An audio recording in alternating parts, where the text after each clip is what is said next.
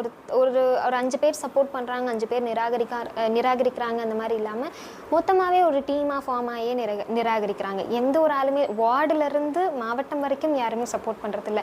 எனக்கு விஜயண்ணா வந்துட்டு எங்கள் மாவட்ட தலைவர் மூலிமா கான்ஃபரன்ஸ் கால் கனெக்ட் ஆயிருந்தார். கனெக்ட் ஆகி இந்த மாதிரி பார்த்தேம்மா வீடியோஸ். ஏன்னா நாங்கள் அண்ணா யூனிவர்சிட்டி இஷ்யூக்காக நாங்கள் ஆர்ப்பாட்டத்தில் பண்ணியிருந்தோம் இல்லையா, ஆர்ப்பாட்டம் பண்ணியிருந்தோம். அப்போது அந்த நான் ப்ரெஸ்ஸில் கொடுத்த ஆதங்கமாக பேசினது வந்துட்டு it was been trending in social medias.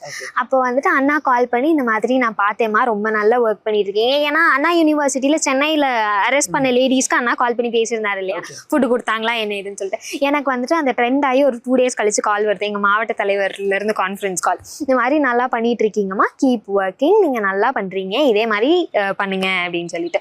ஏன்னா பீயிங் ஒரு யங் கேர்ளாக இருந்து நீங்கள் யங்ஸ்டர்ஸ்க்கு வந்துட்டு நிறைய ஒரு மாதிரி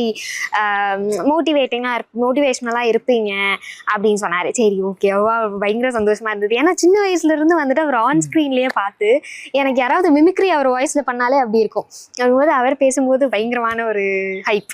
நீ ஊர்ட்டமா உன் நல்ல மனசுக்கு நீ தான் ஜெயிப்ப. நான் ஒரு ஒரு ஒரு உண்மையை நான் சொல்றேன். இல்ல அது மாதிரி ஒரு குற்றச்சாட்டை வச்சு நான் கேள்வி கேட்டேன். இல்லைங்க, நான் ஒரு உண்மையை சொல்றேங்க. இப்போ அண்ணா யூனிவர்சிட்டியில வந்து ஒரு பெண் வந்து பாலியல் ரீதியா மிகப்பெரிய கொடுமைக்கு உள்ளாகப்பட்டாங்க. தமிழ்நாடு முழுவதும் மிகப்பெரிய ஒரு போராட்டம் வெடித்தது. தமிழக வெற்றி கழகம் தமிழ்நாடு முழுவதும் மிகப்பெரிய ஒரு போராட்டத்தை முன்னெடுத்தது. அப்ப எங்க தலைவர் தளபதி அவர்கள் அவர் கைப்பட ஒரு கடிதம் ஒன்று எழுதினார். தங்கைகளுக்கு அண்ணனாக நான் எழுதுறேன், நீங்க தைரியமாக இருங்க.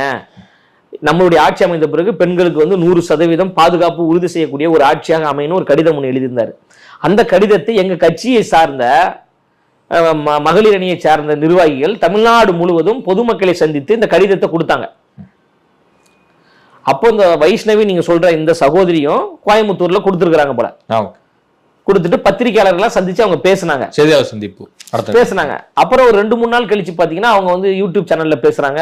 இந்த மாதிரி தலைவர் வந்து நேரடியாக எனக்கு வந்து போன் பண்ணி பேசினாரு, நீங்க நல்லா பேசுறீங்க, தொடர்ந்து நல்லா சிறப்பா பண்ணுங்க, விரைவில் உங்களை சந்திக்கிறேன் அப்படின்னு சொல்லிட்டு அந்த சகோதரி பேசிய வீடியோ இருக்கு யூடியூப்ல.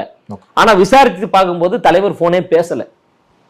அப்ப புரியுதுங்களா அவங்க எதற்காக வந்தாங்க, எதற்காக போனாங்க என்று உங்களுக்கு இதன் மூலமாக நான் தெரிவித்துக் கொள்றேன்.